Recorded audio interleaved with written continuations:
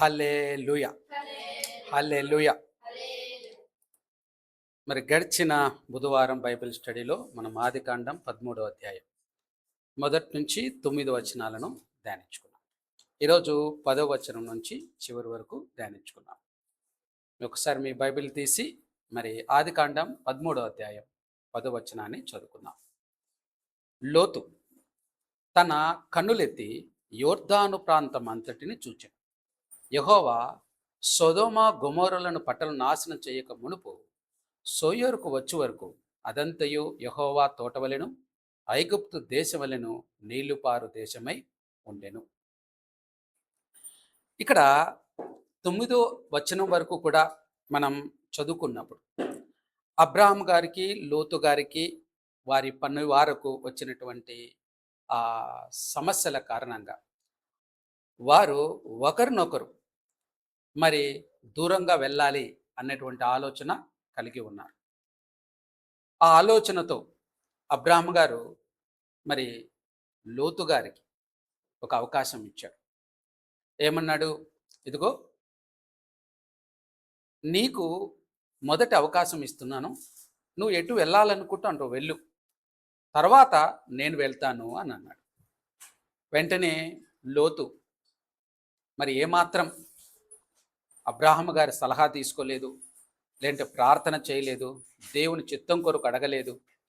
తన సొంత ఆలోచనతో ఏం చేశాడంటే లోతు వెళ్ళడానికి సిద్ధమయ్యాడు తప్ప అబ్రాహాం గారితో వెళ్ళటానికి ఇష్టపడలేదు. అయితే అబ్రాహాం గారు మాత్రం దేవుడి యొక్క నిర్ణయం కోసం ఎదురు చూశాడు తప్ప తన సొంత నిర్ణయం తీసుకోలేదు. ఇక్కడ లోతు మాత్రం తన సొంత నిర్ణయం మీదనే ఆలోచనతోనే ముందు కదులుతున్నట్టు మనం చూస్తాం. ఈ యొక్క 10వ వచనంలో మనం గమనిస్తే మనం చాలా కొన్ని లోతైన విషయాలు బాగా అర్థమవుతాయి. 9వ వచనం వరకు చూస్తే అబ్రాహాం గారు దేవుని వైపు చూసినట్టు చూస్తాం, లోతు లోకం వైపు చూసినట్టు మనం చూస్తాం. అంటే లోతు ఇక్కడ గమనిస్తే, ఈ వచనంలో గమనిస్తే కనులెత్తి అన్నటువంటి మాటను చూస్తున్నాం. కనులెత్తి యోర్దాను ప్రాంతం అంటే చూచెను. బాగా గుర్తుపెట్టుకోండి, ఈ కళ్ళతో చూచే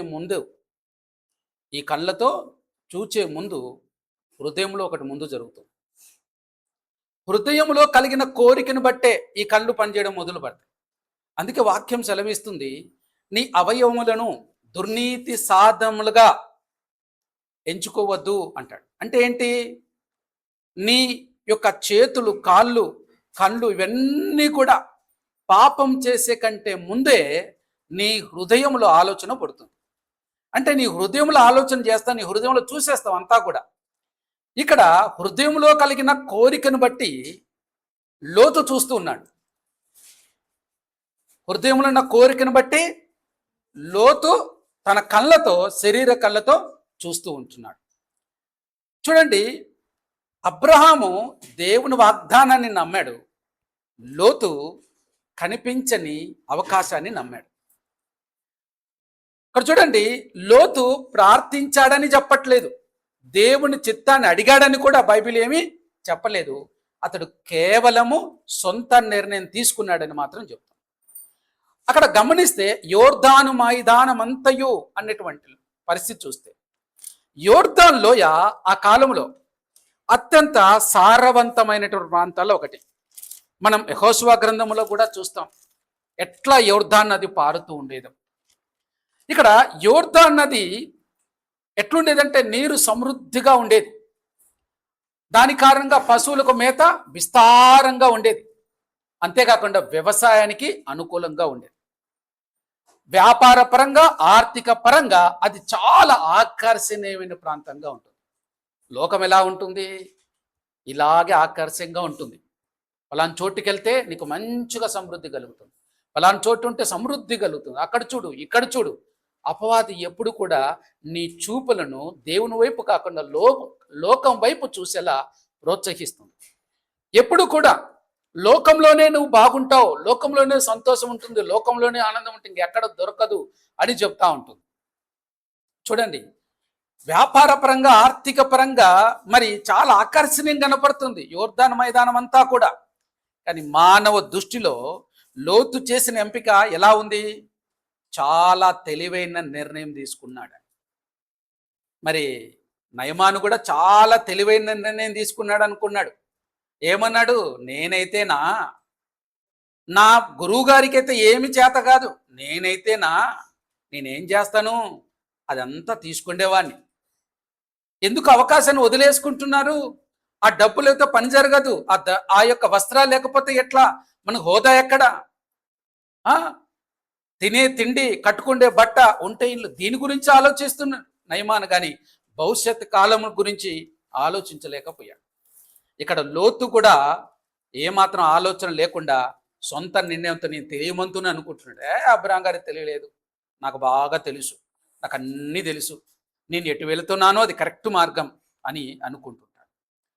ఇక్కడ గమనించండి, ఎలా ఉందంట, యెహోవా తోట వలె ఉందట. ఆయన చూసినప్పుడు, లోతు చూసినప్పుడు ఎలా ఉందంట, గమనించండి ఎలా ఉందంట. అదంతయు నాశనం. చూడండి, సొదొమ గొమొర్రాలను అను పట్టణం నాశనం చేయక మునుపు సొయ్యోరుకు వచ్చే వరకు అదంతా ఎలా ఉందంట, యెహోవా తోట అని అంటున్నాడు.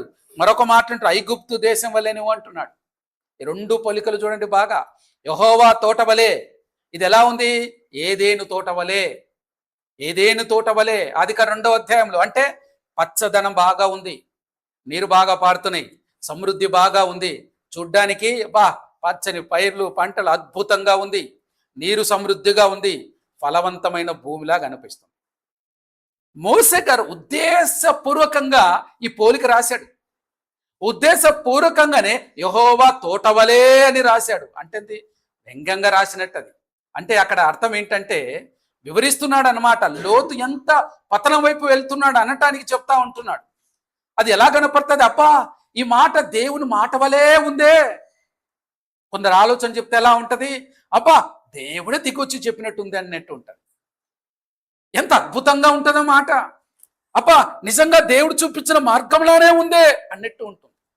దాని ఉద్దేశం యెహోవా తోటవలే అంటే ఇది దేవుని మాట వలే, దేవుని ఉద్దేశ ప్రకారం ఉన్నట్టుందే, అయ్యో ఇది దేవుని చిత్తమే అనుకుంటాను అన్నట్టు అనిపిస్తుంది. గమనించండి. అయితే యెహోవా తోటవలే అంటే అర్థం ఏంటి తెలుసా? అక్కడ ఒక హెచ్చరిక ఉంది. ఏంటి తెలుసా? అయితే అక్కడ ఏమున్నట్టు? పాపం ఉన్నట్టు. అక్కడ ఏమున్నట్టు? పాపం ఉన్నట్టు. అంటే ఏదేని తోటలో కూడా పాపం ప్రవేశించింది. అంటే అక్కడ యెహోవా తోటవలే అంటే అర్థం ఏంటంటే ఒకసారి గతాన్ని జ్ఞాపకం చేసుకో అని అర్థం. అంటే అందమైన ప్రదేశం ఎప్పుడు ఆత్మీయంగా సురక్షితమైన ప్రదేశం కాదు అనేది ఇక్కడ చెప్తుంటాడు. రెండొక పోలిక ఏం చెప్తున్నాడు? ఐగుప్తు దేశం వలె అంటున్నాడు. అంటే మనం గమనించండి, ఇందాక 9వ వచనం వరకు మనం గమనిస్తే ఐగుప్తు దేశం నుంచి తిరిగి వచ్చాడు. ఎవరు? అబ్రహాం గారు ఐగుప్తు దేశానికి తిరిగి వచ్చాడు. ఐగుప్తు ఎలా ఉంది? సారవంతమైన దేశం, ఆర్థిక అవకాశాలు, అంటే బిజినెస్ చేసుకోవడానికి అన్ని బాగుంది. కానీ అబ్రహాము అక్కడ తన విశ్వాసంలో తడబడ్డాడు. అన్ని బాగున్నాయి కానీ విశ్వాసంలో తడబడ్డాడు. అన్ని బాగున్నాయి కానీ నువ్వు పడిపోతావు. అన్ని బాగుండే అనుకూలంగా ఉన్నాయి కానీ జాగ్రత్త, అది నువ్వు నిలబడకుండా పడదోసే ప్రాంతం అనేటువంటి. అంటే ఇక్కడ లోతు చూసిన భూమిని మోసే గారు ఐగుప్తుతో పోలుస్తున్నాడు. అంటే అర్థం ఏంటి? లోతు మళ్ళీ అబ్రహాము వదిలి వచ్చిన జీవన శైలికి ఆకర్షితుడవుతున్నాడు. అబ్రహాం గారు ఏ ఐగుప్తు ప్రాంతంలో బాగా ఉందని అనుకుని అక్కడికి వెళ్ళాడో, అది వద్దనుకుని వచ్చాడో, ఆ వద్దనుకున్నటువంటి జీవన శైలి కావాలని హృదయంలో ఉంది లోతుకు. అంటే ఏంటి? లోతుకు ఆలోచనలు ఎప్పుడు ఎక్కడున్నాయి? ఐగుప్తు మీద ఉన్నాయి. అనవసరంగా వచ్చారు, ఏదో ఒకటి మేనేజ్ చేసుకోవచ్చు కదా అన్నట్టు ఆలోచన, అనవసరంగా వచ్చారు అనేటువంటిది.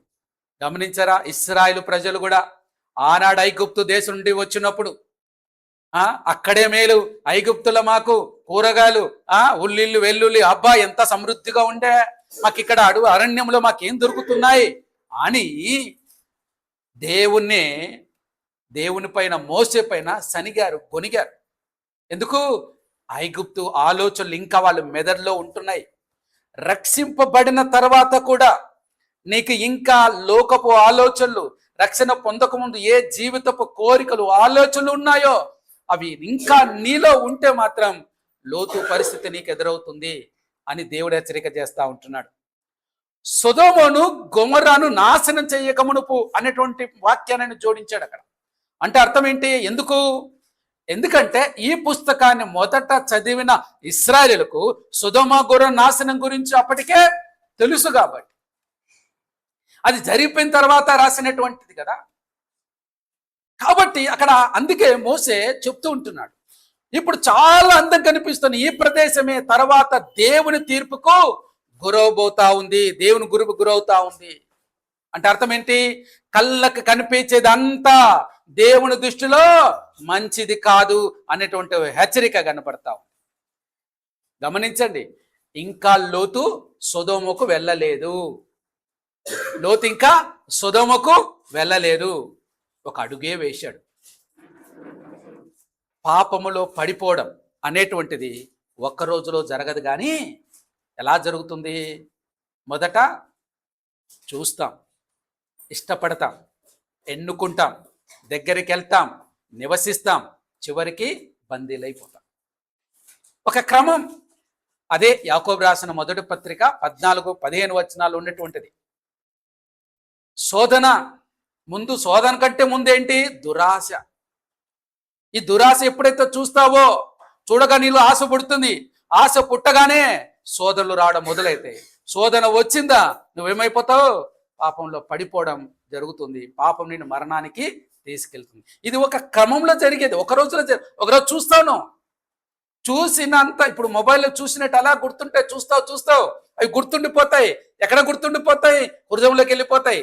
ఒక్కసారి హృదయంలోకి వెళ్ళి తిష్ట వేసుకున్నాయా, ఇక నీ జీవితం అలా పతనానికి తీసుకెళ్తా ఉంటుంది. అందుకనే దావీదు అంటాడు, యోనా అంటాడు, యోబు గారు అంటారు, అయ్యా నేను కన్న పిల్లను చూడకుండాన్నట్లు నా కన్నులతో నిబంధన చేసుకుంటున్నానంట.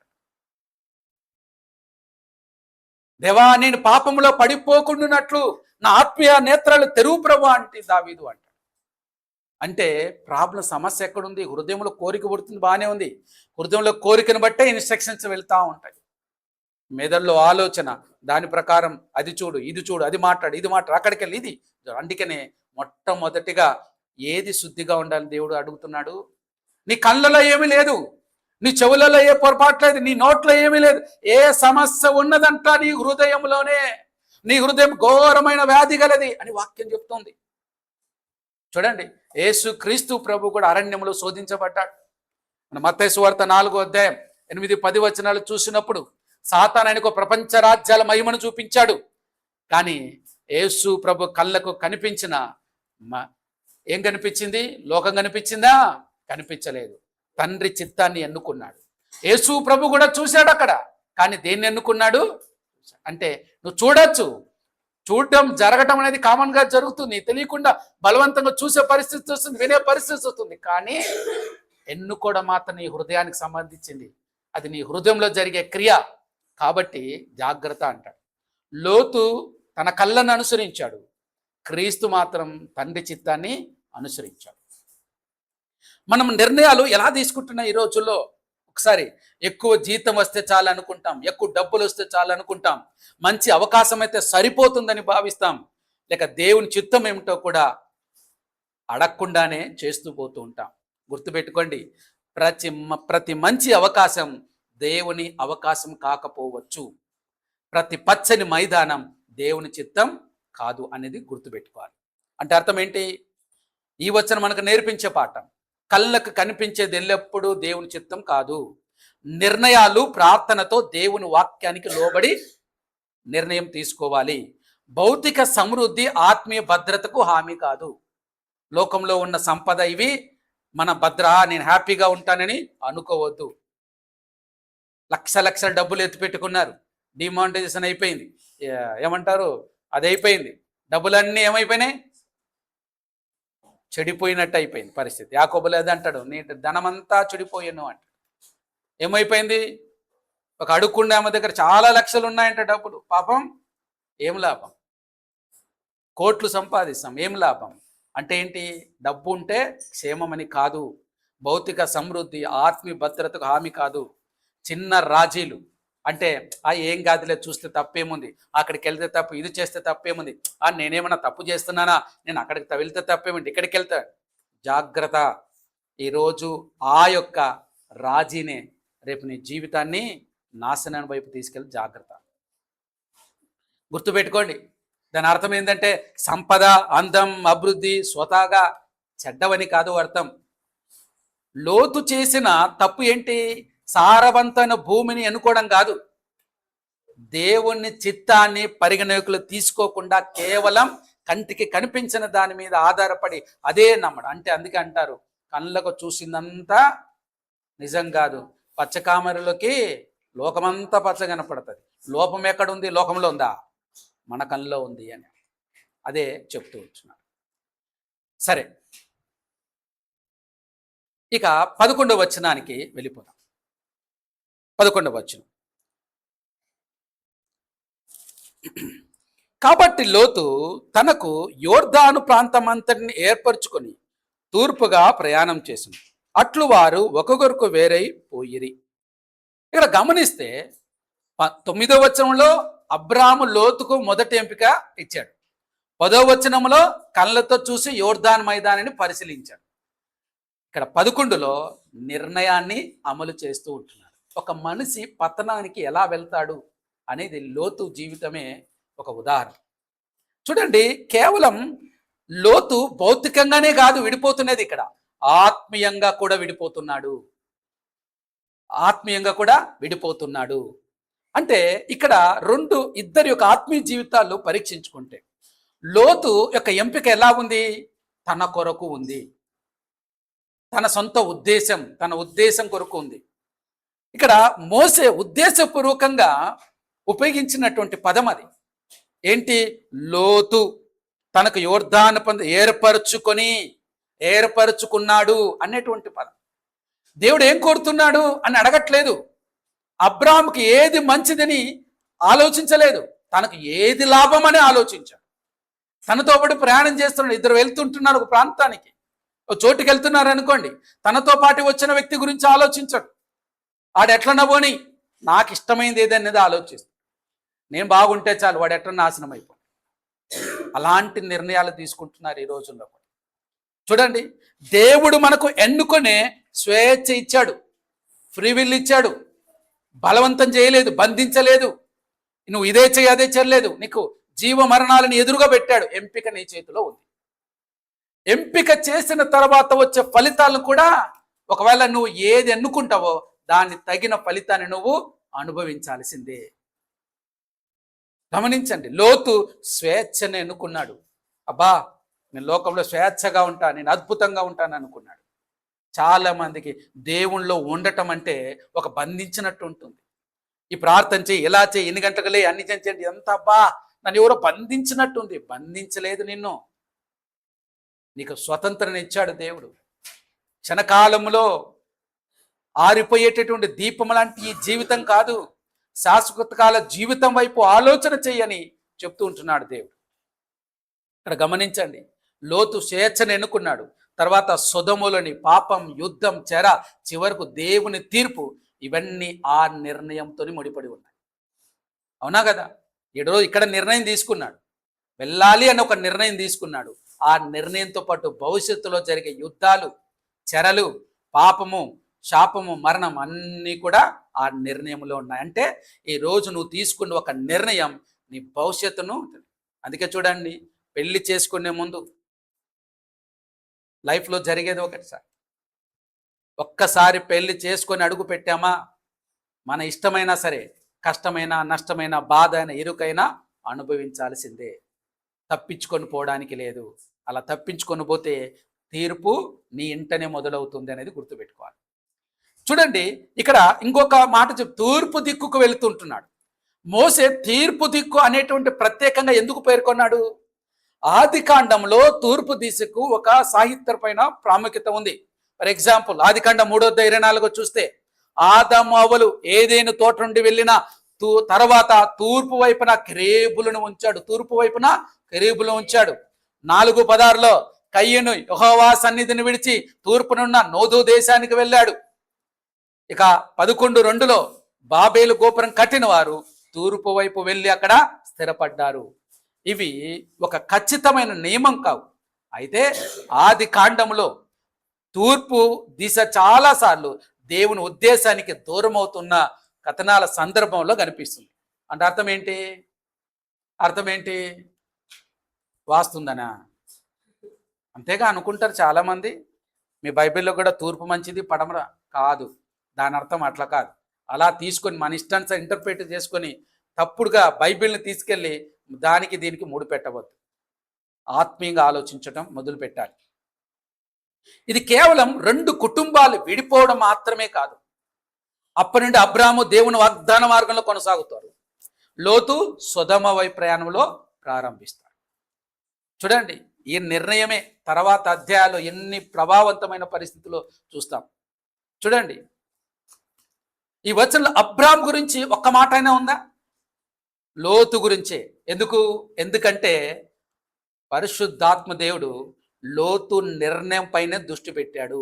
ఎందుకంటే ఇక్కడ మాట్లాడుతున్నాడు, మీ నిర్ణయం ఏం తీసుకుంటున్నారు, మీ నిర్ణయం పైనే మీ జీవితం ఆధారపడి ఉంది, మీరు ఎటువంటి నిర్ణయం తీసుకుంటారో దాని ప్రకారమే ఫలాలు ఉంటాయి అని చెప్తా ఉంటున్నారు. అబ్రాహాము దేవునిపై నమ్మకంతో నిశ్శబ్దంగా ఉన్నాడు. కొన్నిసార్లు మౌనంగా ఉండటం అంటే అర్థం ఏంటంటే దేవుడు అన్నీ చూసుకుంటాడు, మీరు ఊరక ఉండవలెను, నేను దేవునని యెహోవానని తెలుసుకున్నాడు. నిశ్శబ్దంగా ఉండమంటాడు కొన్నిసార్లు. ఎందుకు? దేవుని వాగ్దానంపై నమ్మకం ఉన్నప్పుడు మనం మౌనంగా ఉంటాం, నిబ్బరం కలిగి ఉంటాం. ఆయన చూసుకుంటాడుగా, నాకేం భయం అని ఉంటాం. మత్తయి సువార్త 7వ అధ్యాయం 13-14 మనం చూస్తే యేసు ప్రభు చెప్తున్నటువంటి మాట, ఇరుకు ద్వారమున ప్రవేశించుడి, ఇరుకైన మార్గంలో ప్రవేశించుడి. జీవంకు నడిపించు మార్గం ఇరుకైనదే, ఇరుగ్గానే ఉంటుంది. కష్టాలు ఉన్నట్టుంటాయి, బాధలు ఉన్నట్టుంటాయి, శ్రమలు ఉన్నట్టుంటాయి ఆత్మీయ జీవితం. ఎందుకు? నీకు రిస్ట్రిక్షన్లా ఉంటుంది నీ శరీరానికి. వాస్తవానికి అంటే నీ ఆత్మకు స్వాతంత్రం వచ్చింది, నీ శరీరానికి మాత్రం కాదు. నీ శరీరానికి ఒక నిర్ణయాలు వచ్చాయి, ఒక కట్టడి వచ్చింది. రక్షింపబడక ముందు నీ శరీరానికి పూర్తి స్వేచ్ఛ ఉంది, నీ ఆత్మ బంధించి ఉంది. రక్షింపబడిన తర్వాత ఏం జరుగుతుంది?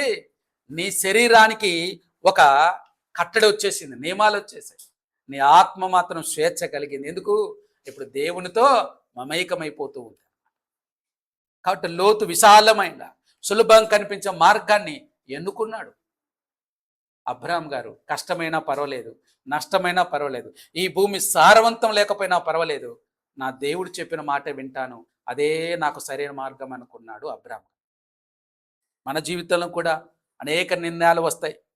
ఉద్యోగం విషయంలో, గృహం విషయంలో, స్నేహాల విషయంలో, వివాహాల విషయంలో, వ్యాపారం విషయంలో, సేవ విషయంలో. అయితే నాకు ఏది లాభం అని మాత్రం మనం ఆలోచించకుండానే వీటిలో ముందడుగు వేస్తున్నాం. అందుకే చాలామంది ప్రమాదంలో పడిపోతుంటున్నారు. దేవుని చిత్తం ఏంటి అని అడిగేవారు, దేవుని చిత్తానుసారంగా వెళ్ళేవారు తక్కువైపోయినారు. కానీ ప్రశ్న మాత్రం, దేవా మాకెందుకు, నువ్వు మందిరానికి క్రమం తప్పకుండా ప్రార్థనలు చేయి, ఉపవాస ప్రార్థనలు చేయి, కానీ దేవుని చిత్తానికి వ్యతిరేకంగా వెళ్ళి నువ్వు ఎన్ని చేసినా లాభం లేదు. అయితే నిన్ను సరైన మార్గంలో నడిపించే, తప్పు చేసినప్పటికీ సరైన మార్గంలో నడిపించేది ఏంటి తెలుసా? పశ్చాత్తాపమే, అంతకంటే వేరే మార్గం లేదు.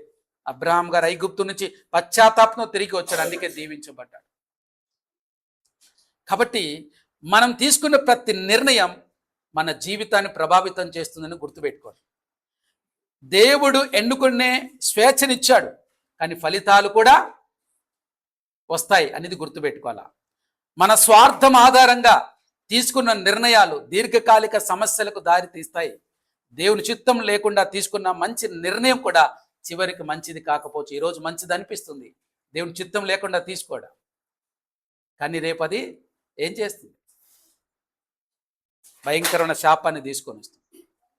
గుర్తుపెట్టుకుని ఈ వచనంలో తూర్పు అనే పదాన్ని వాడాడు కదా అని చెప్పి తూర్పు మంచిది లేకపోతే పడమర మంచిది, దేవుడు ఏది చేసినా ప్రతిరోజును మంచి అన్నాడు. అవునా? ప్రతిరోజు మంచిది అన్నాడు. ప్రతిదీ కూడా మంచిదే.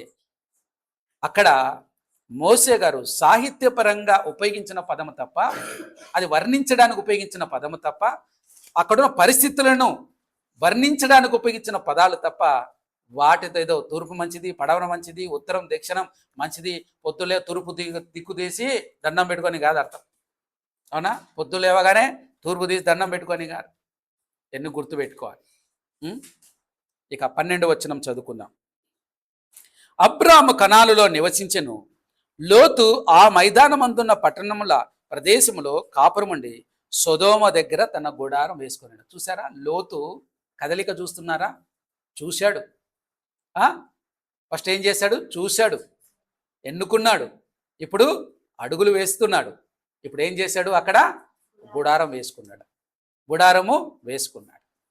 చూడండి, చూశాడు, ఎన్నుకున్నాడు, నిర్ణయించుకున్నాడు. ఇప్పుడు ఏం చేస్తున్నాడు? అలా వెళ్తున్నాడు. అబ్రాము మాత్రం ఎక్కడున్నాడని చెప్తుంది వాక్యం. అబ్రాము ఎక్కడున్నాడంట? కనానులో నివసించెను. కనానులో నివసించెను.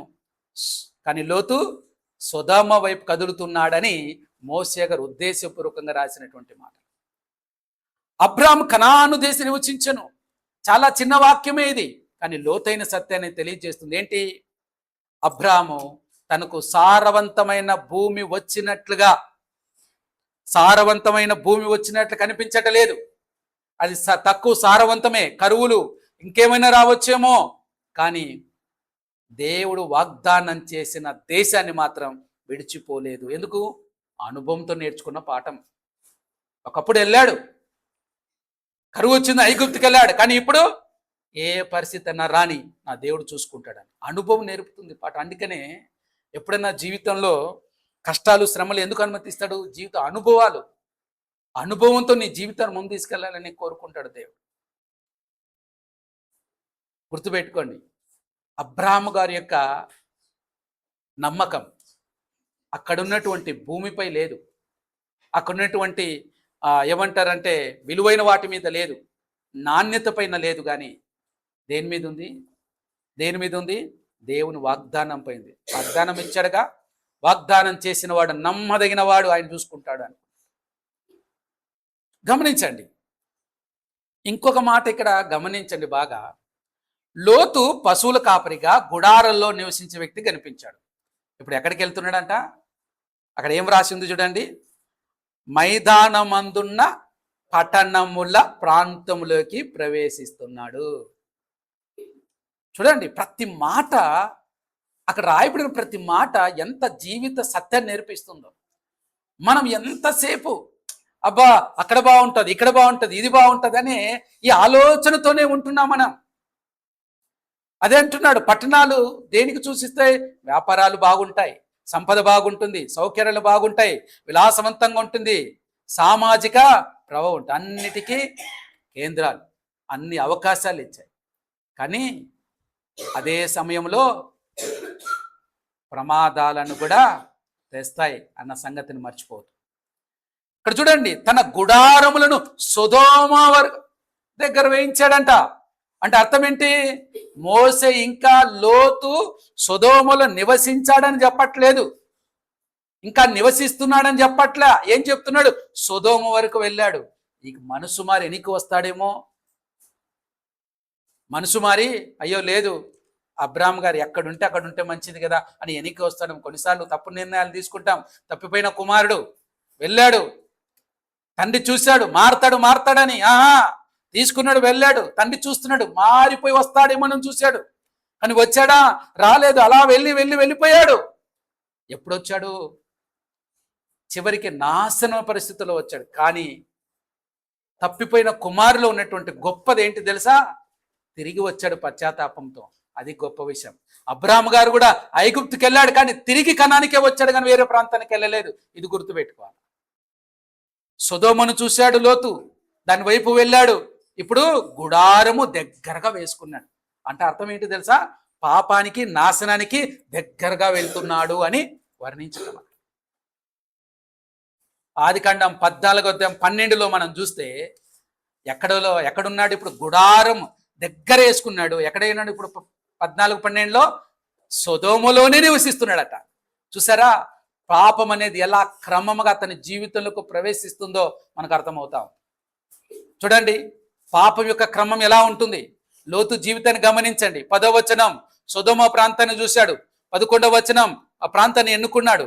12వ వచనం సొదొమ దగ్గర గుడారం వేశాడు. మళ్ళీ అక్కడ సొదొమలో నివసించాడు 14:12. ఆదికాండం 19వ వచనంలో ఇంకొక మాట ఉంది, నాయకుడయ్యాడట. సొదొమ గుమ్మం దగ్గర కూర్చున్నా నాయకుడయ్యాడు. పాపం ఒక్క రోజులో జరగలేదు. చిన్న రాజీ, ఆ ప్రాంతం బాగుంది, వెళితే బాగుంటుంది అన్న ఆలోచన రాజీ పడ్డాడు, పతనానికి తీసుకుని వెళ్ళి. అబ్రహాం గారు లోతు మధ్య ఉన్న వ్యత్యాసం చూడండి. అబ్రహాం గారు దేవుని వాగ్దాన దేశంలో ఉన్నాడు, దేవునిపై ఆధారపడుతున్నాడు. బయటకు తక్కువగా అనిపించిన, బయటకు పోతే నాకు తక్కువ జీతం రాని ఏమన్నారా గమనించండి. ఆదివారం మందిరానికి రాకుండా బయటికి వెళితే ఆదివారం ఎక్కువ డబ్బులు వస్తాయి అని అంటే ఆదివారం మందిరం రాకుండా అక్కడికి వెళ్తారు. ఆదివారం మందిరం రాకుండా అక్కడికి వెళ్తారు.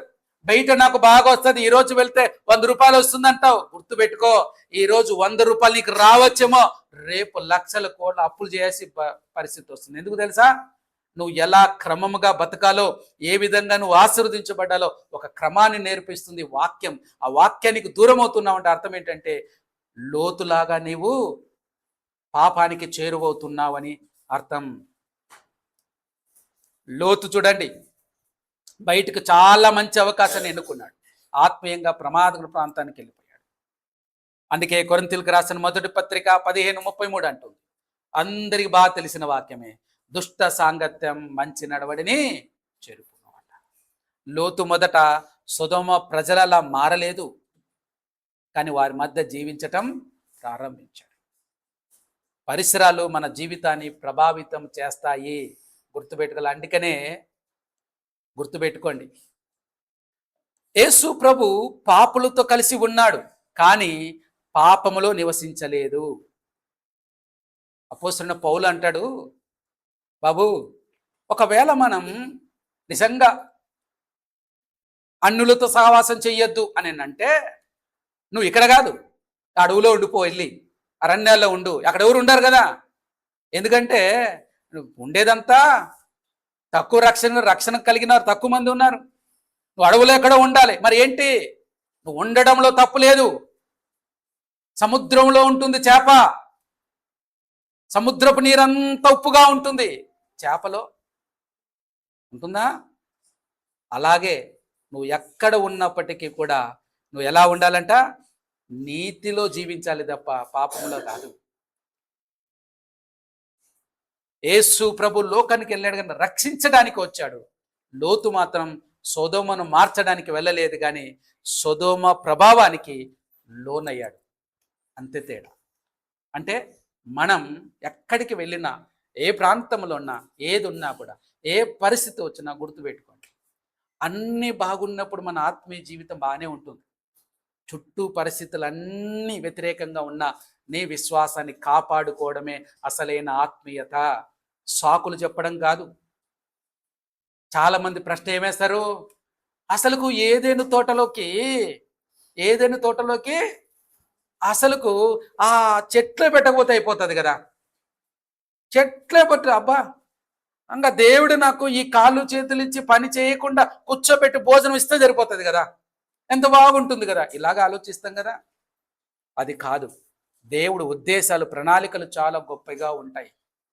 మన తలంపులు వంటివి కాదు ఆయన తలంపులు, అటు గుర్తుపెట్టుకోవాలా. అక్కడ ఎందుకు చెట్లును అక్కడ పెట్టాడు, దాని వెనకాల గొప్ప ఉద్దేశం ఉంది. నువ్వు లోన్ అవుతావా ఆ ప్రాంతానికి, ఆ పరిస్థితులకు లోన్ అవుతావా, లేక దేవుళ్ళలోనే ఉంటావా అనేది ఇక్కడ నేర్చుకోవాల్సినటువంటి. కాబట్టి గుర్తుపెట్టుకో, నీ కుటుంబం ఏ దిశగా సాగుతుంది ఇప్పుడు, సొదొమ వైపా, కనాను వైపా? నీ స్నేహాలు, నిన్ను దేవుని దగ్గరికి తీసుకెళ్తున్నాయా, దేవునికి దూరం చేస్తున్నాయా? గుర్తుపెట్టుకో. లేక నెమ్మదిగా దేవునికి దూరం చేస్తున్నాయా నీ స్నేహాలు అనేది ఆలోచించుకో. దగ్గరగా వస్తున్నాయా, దూరం తీసుకెళ్తున్నాయా? ఇది ఆలోచించుకోవాలి. పతనం ఒక్కసారిగా రా, గుర్తుపెట్టుకో. మళ్ళీ మళ్ళీ చెప్తున్నాను, పతనం ఒకేసారి రాదు, క్రమంగా వస్తుంది. మొదట్లో బాగా ఉంటుంది. ఎలా ఉంది? యెహోవా తోటవలే కనిపిస్తున్నాడు, కానీ తర్వాత నాశనమే అయ్యింది. దిశ తప్పితే గమ్యం కూడా తప్పిపోతుంది, జాగ్రత్త. దిశ తప్పితే గమ్యం కూడా తప్పిపోతుంది, జాగ్రత్త. అంటే మీరు అడుగుతారేమో, అంటే పట్టణంలో నివసించటం పాపమా అని. ఇక్కడ చెప్తున్న అర్థం పట్టణంలో నివసించటం పాపం కాదు. పట్టణంలో ఉన్నటువంటి ఆ తప్పుడు ఆలోచనలు, తప్పుడు మార్గాలులో నీవు వాటికి ప్రభావం కావడం అనేది తప్పు. సొదొమ, అక్కడ గమనించండి, సమస్య సొదొమ నగరం కాదు, సొదొమ యొక్క దుష్ట సంస్కృతిని తెలిసి కూడా దానికి దగ్గర అవ్వడం. ఫలాని ప్రాంతంలో వ్యభిచారం బాగా జరుగుతుంది అని అంటే ఆ ప్రాంతానికి నువ్వు వెళ్తావే, ఆ సంస్కృతి ఆడ ఉన్నప్పటికీ అక్కడ వెళ్ళాలని నువ్వు కోరుకుంటావే, అది తప్పు. అంతే, అదే చెప్తుంటున్నారు. అంటే అర్థం ఏంటంటే పట్టణాలు చెడ్డవి, దిక్కులు చెడ్డవి, అది చెడ్డ బైబిల్ ఎప్పుడు చెప్పట్లేదు. కానీ ఒకటి, నీ జీవన శైలిని మాత్రమే హెచ్చరిస్తాం. గమనించండి, అబ్రహాము జీవితాన్ని గమనించండి. లోతు జీవితంలో చూశాడు, ఎన్నుకున్నాడు, దగ్గరగా వెళ్ళాడు, లోపల నివసించాడు, నాయకుడయ్యాడు. పాపంలో వెళ్ళిపోయాడు, భయంకర పరిస్థితి ఎదురైపోయింది. కానీ అబ్రహాం గారిది బలిపీఠం ఉంది, ఆరాధన, వినయం, విశ్వాసం, దేవుని వాగ్దానాల పట్ల నమ్మకం అనేటువంటిది మనం చూస్తూ ఉంటాం. మళ్ళీ అడుగుతున్న ప్రశ్న, లోతు వైపు చూసిన మార్గంలో వెళ్తావా? అబ్రాము నిర్ణయించుకున్న నిర్ణయంగా దేవుని వైపు ఉంటావా? నిర్ణయించుకోవాలి. 13వ వచనం, సొదొమ మనుషులు దుష్టులను యెహోవా దృష్టికి బహుపాపులనై ఉండిరి. చూడండి, మనం ఒక క్రమాన్ని చూస్తూ ఉంటున్నాం. లోతు ఎందుకు తప్పు నిర్ణయం తీసుకున్నాడో మనం ఇక్కడ అర్థం చేసుకోవాలి. చూడండి, లోతు చూశాడు, ఎన్నుకున్నాడు, గుడారం వేశాడు. అయితే గమనించండి, మోసే ఇక్కడ 13వ వచనంలో సొదొమ ప్రాంతం గురించి కాదు చెప్తున్నది, ప్రజల గురించి మాట్లాడుతున్నాడు. అంటే దేవుడే కదా ఈ భూమిని అంతా సృష్టించింది, భూమిలో ఏ లోపం లేదు, భూమిలో ఏ లోపం లేదు, సమస్య భూమిలో లేదు. ఎక్కడ ఉంది? అక్కడి సంస్కృతిలో ఉంది, అక్కడున్నటువంటి పరిస్థితులలో ఉంది. భూమి సారవంతమైనది, కానీ ప్రజల హృదయాలు దేవునికి దూరంగా ఉన్నాయి. అక్కడ గమనించండి, ఇంకొక మాట ఏం రాశాడు? యెహోవా దృష్టికి అంటున్నాడు. అంటే లోతు తన కళ్ళతో చూశాడు, కానీ మోసే ఏం చెప్తున్నాడు? దేవుడు ఎలా చూస్తున్నాడో చెప్తున్నాడు. లోతు తన కళ్ళతో చూసి అద్భుతంగా కనపడుతున్నట్టు చూశాడు, కానీ దేవుడు ఎలా చూస్తున్నాడు? అది భయంకరమైనదిగా చూస్తున్నాడు. యెహోవా దృష్టికి ఎలా ఉందంట? అది బహు పాపులై ఉండిరి, భయంకరమైన పాపంతో ఉండంట.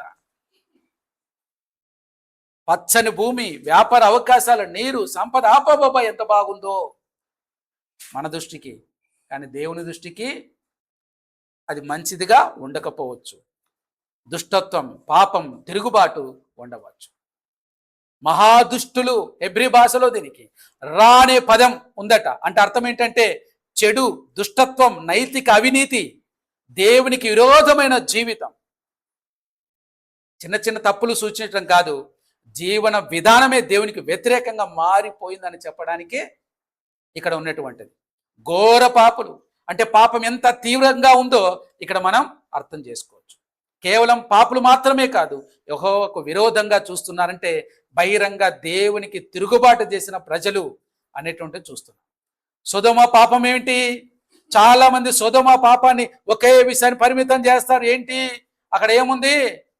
అనైతికత ఉంది, లేకపోతే అక్కడ పాపం అంటారు. ఏ పాపం ఏముంది తెలుసా? హెజ్కేలు గ్రంథం 16వ అధ్యాయం 49-50 వచనాల్లో చూస్తే సొదొమ పాపాలలో ఏమేమి ఉన్నాయి తెలుసా? గర్వం ఉంది, అధిక సంపద ఉంది, పేదలను పంటించుకోవడం మానేశారు, అసహ్య కార్యాలు చేశారు, దేవునికి విరోధంగా జీవించడం, ఇవన్నీ కూడా పాపం ఉన్నాయి. బహు ఘోరమైనటువంటి పాపులు అంటే అర్థం ఏంటంటే ఇవన్నీ కూడా అందులో ఉన్నాయి అనేటువంటి. సొదొమ పాపం ఒకే అంశం కాదు, అది దేవుని నీతిని పూర్తిగా తిరస్కరించిన సమాజం. మరి లోతుకు ఈ సమాచారం తెలియదా? చూస్తే బహుశా తెలిసే ఉంటుంది. అయినప్పటికీ అతడు ఆలోచించింది ఏంటి తెలుసా? ఏముందులే, భూమి బాగుంది, వాళ్ళతో మనకెందుకు, మనం పక్కన ఉంటాం కదా, మనం పక్కన ఉంటాం కదా. అదే పొరపాటు. ఆర్థిక లాభాన్ని ఆత్మీయ ప్రమాదం కంటే ఎక్కువగా విలువ చేయడమే అతడు చేసిన పొరపాటు. యోహాను సువార్త 17వ అధ్యాయం 15-18లో ప్రభు చెప్తున్నటువంటి మాట. ప్రభు ప్రార్థన చేస్తుంటున్న, అయ్యా వారిని లోకం నుండి తీసివేయమని కాదు, దుష్టుని కాపాడమని ప్రార్థిస్తున్నాను అంట. అటు లోకంలో ఉంటున్నాం, లోకంలో నివసించాలి, బ్రతికినంత కాలం లోకంలో నివసించాలి. మన బ్రతుకు చాలించిన తర్వాత ఎక్కడికి వెళ్తామో అనేది ఇక్కడ తీసుకున్న నిర్ణయాల మీద ఆధారపడి ఉంటుంది. కాబట్టి యేసు ప్రభు శిష్యులతో అంటున్నాడు, లోకంలో ఉన్నాం కానీ లోకాన్ని మనం మార్చాలి కానీ లోకం మనల్ని మార్చకూడదు అంటున్నాడు.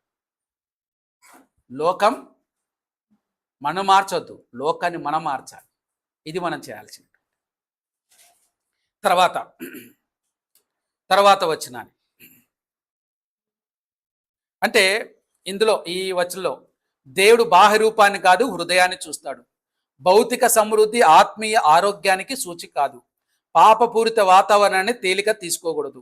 నిర్ణయాలు తీసుకునేటప్పుడు దేవుని దృష్టికోణాన్ని కూడా పరిగణించాలి, గుర్తుపెట్టుకోవాలి. ఇక మనం గమనిస్తే లోతు చూసింది పచ్చని భూమి, దేవుడు చూసింది పాపంతో నిండిన ప్రజలు. లోతు చూసింది నీరు, దేవుడు చూసింది దుష్టత్వం. లోతు చూసింది అవకాశాలు బాగున్నాయని, దేవుడు చూస్తున్నది తీర్పుకు సిద్ధంగా ఉన్న సమాజం. లోతు చూసింది తాత్కాలిక లాభం, దేవుడు శాశ్వత పరిణామం చూస్తూ ఉంటున్నాడు.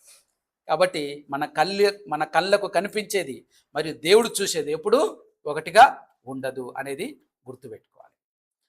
ఇక్కడ లోతు గురించినటువంటిది మనం ఇక్కడ చూస్తే కాసేపు పక్కన పెట్టాడు. లోతు జీవితం ఇది ఎలా చెప్తున్నాడంటే, ఇది లోతు జీవితం. ఇంతవరకు లోతు జీవితాన్ని విన్నారు కదా, ఇక అబ్రహాం గారి జీవితం చూడండి అంటున్నాడు. అందుకే 14వ వచనంకి వచ్చేతలికి దేవుడు మళ్ళీ అబ్రహాంతో మాట్లాడుతున్నాడు. లోతు వెళ్ళిపోయిన తర్వాతే దేవుడు అబ్రహాంతో కొత్తగా మాట్లాడాడు. ఆదికాండం 13వ అధ్యాయం 14-17లో దేవుడు అబ్రహాంకు మొత్తం దేశాన్ని మళ్ళీ వాగ్దానం చేస్తాడు. అంటే ఈ భాగాన్ని గమనిస్తే అబ్రహాం విశ్వాసానికి దేవుడిచ్చిన అద్భుతమైన ప్రతిఫలం. ఈ 5 వచనాలు ఒక్కొక్కటిగా అధ్యయనం చేసే దేవుని వాగ్దానం లోతైన అర్థం మరింత స్పష్టంగా కనిపిస్తుంది. ఒకవేళ మన సమయం ఉంటే కంప్లీట్ చేద్దాం, లేదంటే నెక్స్ట్ వీక్ కొనసాగిద్దాం. ఆదికాండం 14వ వచనం నుంచి గమనిస్తే, లోతు అబ్రామును విడిచిపోయిన తర్వాత యెహోవా, ఇదిగో నీ కనులెత్తి నీ ఉన్న చోటుండి ఉత్తరపు తట్టు, దక్షిణ తట్టు, తూర్పు తట్టు, పడమర తట్టును చూడుము అంటున్నాడు. లోతు తన కన్నులెత్తి భూమిని చూశాడు. ఇప్పుడు అబ్రాముతో దేవుడు అంటున్నాడు, నీ కన్నులెత్తి చూడు అంటున్నాడు. అంటే అర్థం ఏంటి? అబ్రామ్ గారు దేవుడు చెప్పేంత వరకు కూడా కదలలేదు. లోతు హడావిడి ఎక్కువైపోయింది. వెళ్ళిపోదాం. కొందరు అంటుంటారు, ఎవడన్నా ఇక్కడికి పోయే కాలం వచ్చినట్టు బాగా తొందరపడుతున్నాడే అంటారు, సామెత. అలా ఉంటుంది వ్యవహారం. మోసే 2 చూడటాల గురించి పోలుస్తున్నాడు. లోతు తన ఇష్టంతో చూశాడు, అబ్రాము దేవుని ఆజ్ఞ ప్రకారం చూశాడు. ఇదే 2 చూపులలో తేడా. ఒకరి చూపు స్వార్థంతో నడిపించింది, మరొకరి చూపు దేవుని వాక్యముతో నడిపించాడు. లోతు వెళ్ళిన తర్వాత ఈ మాట చాలా ప్రత్యేకత ఉంది. మోసే ఇలా చెప్పడం ద్వారా ఒక విషయం తెలియజేస్తూ ఉంటున్నాడు. అబ్రాము తన హక్కును వదులుకున్న వెంటనే దేవుడు అతనితో మళ్ళీ మాట్లాడాడు. ఇది ఒక ఆత్మీయ సూత్రాన్ని నేర్పిస్తా ఉంది, గుర్తు చేస్తా ఉంది. దేవుడు తనపై ఆధారపడే వారిని నిరాశపరచడు. ఆయన ఎప్పుడు కూడా జ్ఞాపకం ఉంచుకుంటాడు. చూడండి, బంధువులు విడిచిపెడితేనే దేవుడు మాట్లాడతాడు అని కాదు ఇక్కడ అర్థం. ఇక్కడ సందర్భం ప్రత్యేకమైనది. లోతు వెళ్ళిపోవడం అనేది దేవుడు వాగ్దానాన్ని అబ్రాహాంకు మళ్ళీ ధృవీకరించే కథలో ఒక భాగం. అంటే అర్థం ఏంటి? లోతు తన కోరికలంతా లోకంతో నింపుకొని ఉన్నాడు. అలాంటి వారితో కలిసి నివసిస్తే నీకు ప్రమాదం అని చెప్తూ ఉంటున్నాడు ఇక్కడ. అంతేకాని బంధువులు వదిలేసిరా అంటే బంధువులను వదిలేసి అందరిని వదిలేసిరా, ఇదే కదా క్రైస్తవ సమాజం మీద వేస్తున్న నిందలు. వాక్యం ఏం చెప్తుంది? చాలా స్పష్టంగా పౌలు గారు అన్నమాట, మీరు అన్యజనులతో పాటి ఉండకూడదంటే అడవుల అరణ్యంలో ఉండాలి కదా. అది కాదు అర్థం.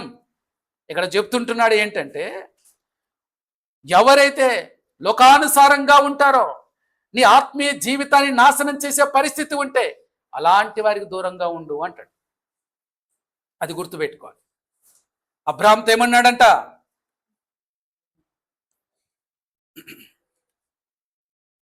నీ కన్నులెత్తి చూడు. లోతు తానే కన్నులెత్తి చూశాడు. అబ్రాహాం దేవుడు చెప్పేంత వరకు చూడలేదు. ఇది విశ్వాస జీవితానికి ఒక గొప్ప పాఠం. మనం ఏమి చూడాలో కూడా దేవుని మార్గం, దేవుని డైరెక్షన్ అనేది అవసరం. ఉత్తరం, దక్షిణం, తూర్పు, పడమర ఇది కేవలం దిక్కులను చెప్పడం కాదు. దేవుడు అంటున్నాడు, నువ్వు చూడగలిగినంతా కూడా నా వాగ్దానంలో ఉంది అంటాడు. నువ్వు చూడగలిగినంతా కూడా నా వాగ్దానం ఉన్నది. నువ్వు ఎంతగా చూస్తావో చూసుకో, అంతగా నేను ఆశీర్వదిస్తాను అని అర్థం. అంటే అర్థం ఏంటి? తూర్పును ఇలా ఎంత దూరం కొద్దే చూడగలడు. కానీ దేవుడు అంటాడు, నీ చూపుతో కొంచెమే కనపడుతుంది, నా చూపుతో సమస్తం చూడగలను. అందుకే అబ్రాహాం గారికి ఉన్న వాగ్దానం ఎటువంటిది? ఒకవేళ నీ ప్రయత్నం చేసి ఒక కొడుకే పుడతాడేమో, కానీ నేనిచ్చే ఆశీర్వాదం ఏంటి తెలుసా? ఈ భూమికి చివరి గడియ పెట్టేంత వరకు కూడా, నా తీర్పు దినం వరకు కూడా నీ సంతానం నిలిచి ఉంటుంది. ఎంత గొప్ప ఆశీర్వాదం! అంటే మన సొంత నిర్ణయంతో చేస్తే ఎలా ఉంటుంది? అబ్రాహాం గారు తీసుకున్న నిర్ణయం ఎలా ఉంది? అదే ఆలోచించాలి. అబ్రాహాం మరి లోతు మళ్ళీ వారి వద్ద వ్యత్యాసాన్ని చూస్తే, లోతు చూసి ఎన్నుకున్నాడు, అబ్రాహాం విడిచిపెట్టాడు. దేవుడు చూపించాడు, దేవుడు ఇస్తానన్న వాగ్దానము. లోతు తన ఎంపికపై ఆధారపడ్డాడు, అబ్రాహాం మాత్రం దేవుని వాగ్దానంపై ఆధారపడ్డాడు. లోతు అలా చూసి అలా వెళ్ళిపోయాడు. దేవుడు ఎంత చూస్తావు చూడు అంత నీదే అన్నాడు. ఎంత చూసావు అంత చూడు అంత నీదే అన్నాడు. లోతు మా అంటే కొంచెం సొదమ వరకే చూశాడు. తూర్పు చూడు అన్నాడు. తూర్పు దిక్కు అంటే ఎంత దూరం చూడాలా? పడమర ఎంత దిక్కు చూడ, 4 దిక్కులు చూడు, అంతా నీకు ఇచ్చేసాను. ఈ ఆశీర్వాదం పొందుకోవాలంటే, ఈ ఆశీర్వాదాన్ని పొందుకోవాలంటే ఇక్కడ తాపేస్తాను.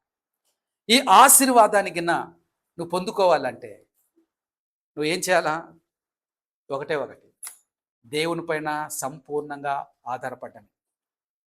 నీ ప్రతి నిర్ణయము, నువ్వు తీసుకునే ప్రతి నిర్ణయము కూడా దేవునిపై ఆధారపడి తీసుకోవడం.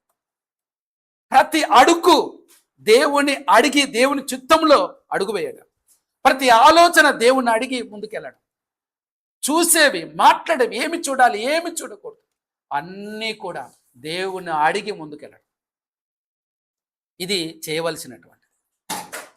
గుర్తుపెట్టుకోవాలి. కొరింథీయులకు రాసిన పత్రిక, కొరింథీయులకు 2వ పత్రిక 5వ అధ్యాయం 7లో అంటాడు, ఈ దేహంలో నివసించున్నంత కాలం ప్రభువుకు దూరంగా ఉన్నామని ఎరిగి ఉండి ఎల్లప్పుడూ ధైర్యం గలవారమై ఉన్నాము అంటాడు. లోతు దర్శనాన్ని అనుసరించాడు, చూసిన దాన్ని అనుసరించాడు.